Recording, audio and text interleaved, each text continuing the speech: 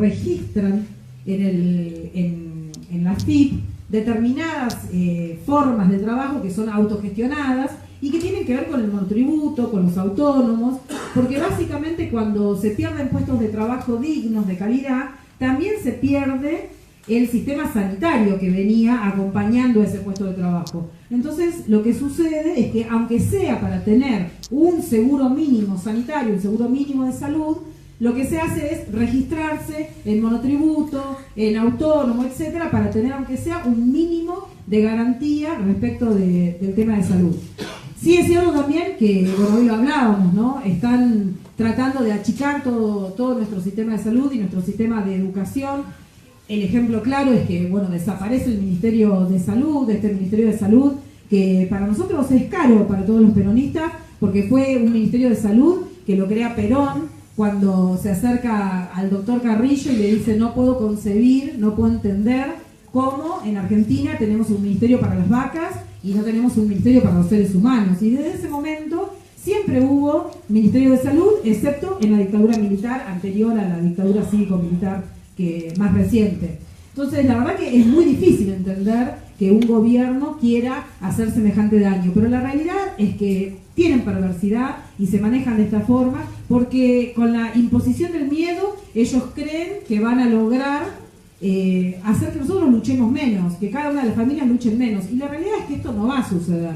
Hoy hablábamos también con algunos compañeros gremialistas y muchos me decían: nosotros les peleábamos a ustedes por ganancias. Y bienvenido, yo creo que cuando nos peleaban a nosotros por ganancias era un valor de nuestro gobierno, no era un disvalor del gremio, era un valor de nuestro gobierno poder pelear por ganancias. Y hoy es un disvalor de este gobierno y no de los gremios que los trabajadores estén peleando por conservar las fuentes de trabajo. Hoy es un disvalor que los compañeros en la industria estén tratando de hacer una selección casi darwiniana de compañeros que votaron a este gobierno o los que no lo votaron para ver a quién se los despide primero. Digo, y esto es a lo que nos quiere llevar este neoliberalismo implementado en Argentina, a esta perversión absoluta de pelearnos todos contra todos y de no tener un entramado social que nos fortalezca como sociedad. Nuestro modelo de gobierno claramente va a ser totalmente distinto y me parece que esto es lo que nosotros tenemos que salir a defender y que tenemos que salir a hablar. Un gobierno peronista tiene como objetivo generar puestos de trabajo y en un mundo en donde hoy ya no se compite por salarios, digo, es de muy anacrónico pensar que vamos a competir por puestos, vamos a competir internacionalmente bajando los salarios. China está aumentando los salarios. ¿Y por qué aumenta los salarios? Primero porque necesita tener consumo interno, no hay ningún productor que decida producir más porque baja el déficit fiscal. El productor decide vender más cuando ve que alguien va a comprarle más y no se hace claramente con mayor cantidad de despidos, sea en el sector privado o en el sector público.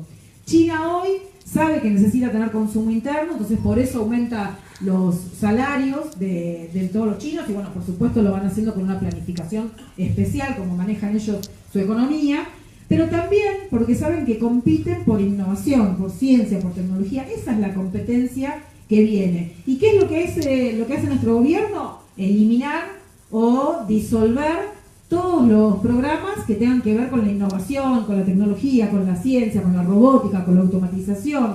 Tenemos a un INTI totalmente desmantelado, a un Ministerio de Ciencia y Tecnología que ya no existe, pero que antes de que no existiese ya le habían cortado el presupuesto. Tenemos a las universidades en lucha por la falta de presupuesto. Digo, si nosotros queremos tener un país que se ponga realmente en el sendero del desarrollo, necesitamos, como argentinos, producir ciencia y tecnología. Y si no producimos científicos, es muy difícil que tengamos ciencia y tecnología. Y los científicos salen de las universidades. Los científicos y los técnicos salen de las universidades. Por eso tenemos que defender a todas las universidades de Argentina. Es mentira que los pobres no llegan a las universidades. En general, los que venimos de unas familias humildes, de una sociedad de barrio y con menores recursos de los que tiene por ahí la clase media, media alta, somos los que más nos capacitamos. Porque ellos, los que tienen más recursos, ya nacen con contactos. Ellos no necesitan capacitarse. estudian una carrera universitaria porque es una imposición casi familiar, pero después de eso no siguen estudiando. En general, los que venimos de los sectores más bajos estudiamos. Y permítanme decirles que seguramente todos estamos acá porque creemos en la universidad pública, porque seguro muchos de los que estamos acá hemos padecido alguna miseria que hoy también la estamos volviendo a ver, como estas consecuencias de la pobreza. Digo, yo hace mucho que tenía olvidado desde lo personal alguna cena en donde creía que mi mamá estaba cansada porque nos quería hacer creer eso y nos decía: esta noche comemos mate cocido con tostadas. Y la verdad que no era cara de cansada, era cara de angustia porque no se llegaba a fin de mes. Eso que por ahí uno tenía medio olvidado, hoy lo estamos reviviendo. Hoy estas cosas también, complicidad del papá y la mamá, bueno, coman ustedes primero porque con tu mamá tenemos que hablar cosas importantes, y comían lo que sobraba de esa comida de los hermanos, o no comían nada y tomaban un mate cocido. Eso hoy lo estamos viviendo. Y eso es lo que nosotros tenemos que pensar para saber hacia dónde tenemos que dirigir nuestra propuesta de gobierno. Nuestra propuesta de gobierno tiene que ser generar puestos de trabajo. En particular, la provincia de Buenos Aires es el motor que dinamiza la economía a nivel nacional. Es una provincia que es la más industriosa del país, pero que cuando el gobierno nacional decide hacer un ajuste, es la que garantiza ese ajuste a nivel nacional.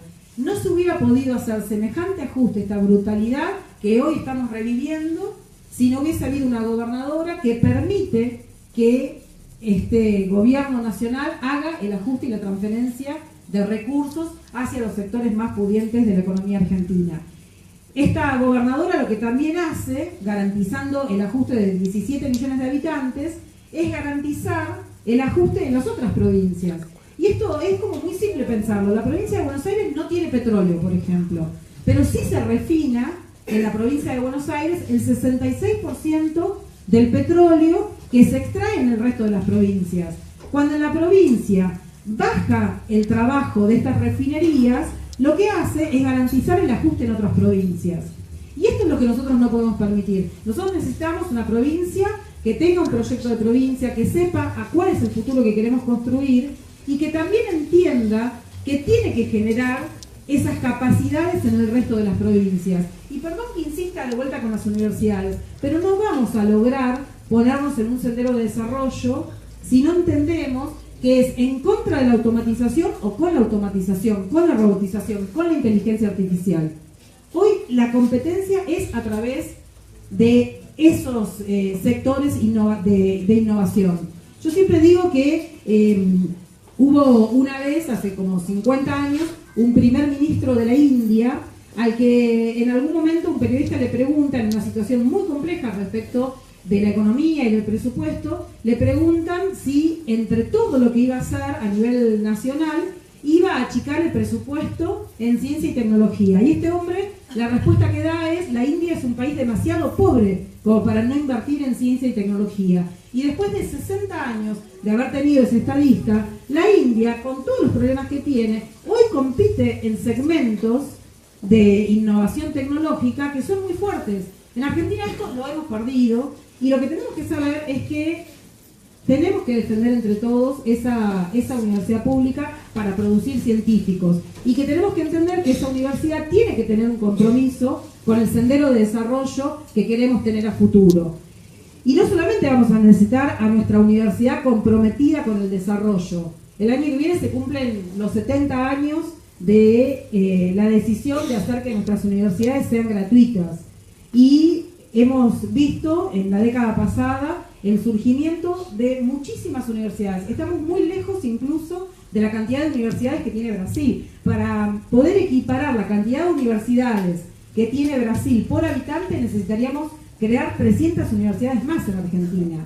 Y nosotros tenemos que pensar en dónde se necesitan esas universidades y cómo tiene que ser esa distribución en el territorio. Pero esa distribución de las universidades en el territorio con el expertise de las universidades tiene que ser pensada en clave productiva, porque esa clave productiva es la que nos tiene que resolver las fuentes de trabajo. Nosotros tenemos que exigirle a cada sector económico cuántos son los puestos de trabajo que van a generar, porque el trabajo en definitiva no es solamente que nos dignifica a través de que por el salario podemos adquirir distintos bienes y servicios para cubrir nuestras necesidades básicas. El trabajo nos dignifica porque nos organiza la vida en familia, porque nos organiza la vida en comunidad y porque también tenemos un reconocimiento social y un reconocimiento familiar a través de ese trabajo. Entonces, claramente para nosotros, la forma de evaluar un gobierno es a través de la cantidad de trabajos que se generan.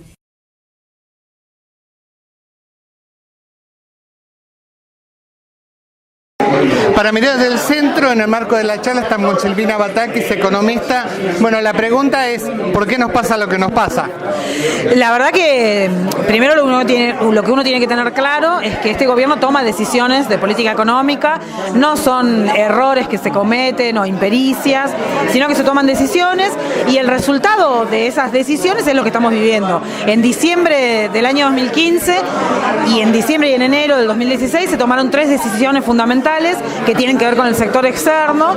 Una es, por ejemplo, desregular todo el comercio externo de Argentina, esto es, permitir que ingresen importaciones a Argentina en forma desregulada, por ejemplo, importando cordero patagónico desde Brasil, una locura, hasta parece como raro el título, pero también importando enormes productos desde Europa, desde Asia, y esto lo que hizo fue, primero, que tengamos más necesidad de dólares, pero además de eso, también hacer que muchas empresas en Argentina cerraran sus persianas. Esa es una medida. Otra de las medidas es permitir que los exportadores no liquiden sus divisas cada vez que exportan. Esto genera presión sobre el tipo de cambio y genera inestabilidad cambiaria, porque el gobierno no puede planificar cuándo va a obtener esos dólares de la liquidación de las divisas. Y por otra parte, lo que también se permitió es el ingreso de capitales especulativos sin un plazo de permanencia en el país, por ejemplo, que se queden en el país 2 años, como hace Chile, por ejemplo. Entonces, estas 3 medidas básicamente son las que hoy nos están dando estos resultados que estamos viviendo.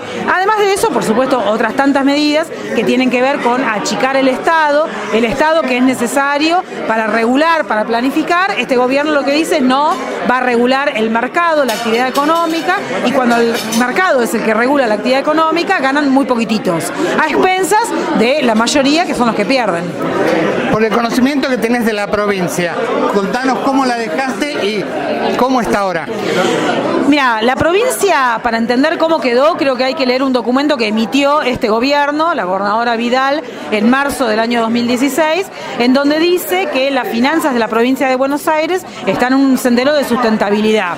Ese documento se emite oficialmente y legalmente en el marco de una toma de deuda que hace la provincia de Buenos Aires y explica básicamente por qué la provincia está en esta sustentabilidad fiscal. Esa es la provincia que nosotros dejamos. Este documento es de marzo del año 2016 y explica los 5 años anteriores y se toman o se redactan, se hace todo el diagnóstico de la situación de las finanzas públicas. La provincia de Buenos Aires de ninguna manera estaba quebrada y lo que sí va a suceder con estos 4 años de gestión de la gobernadora es que la provincia va a terminar con más déficit, con más deuda, con más pobreza y con más desempleo. Y en un plazo corto o mediano plazo, además a futuro, ¿qué consecuencias ves de todas estas políticas económicas a nivel nacional y a nivel provincial entonces? Y el compromiso del futuro de todos los argentinos es muy fuerte, el estar comprometido en nuestro futuro, ¿no?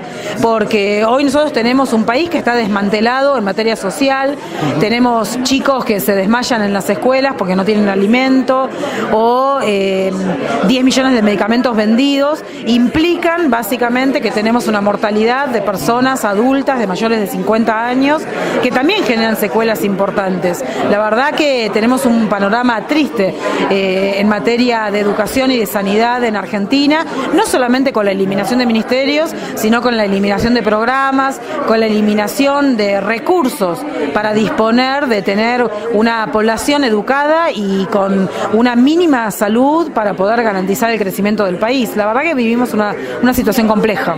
¿Qué se podría hacer en caso de que cambiara el signo político? ¿Qué medidas habría que tomar por ahí para intentar revertir? Y tomar las medidas, por ejemplo, que está tomando la mayoría de los países desarrollados y en desarrollo en el mundo, que es administrar el comercio. Esto hay que hacerlo.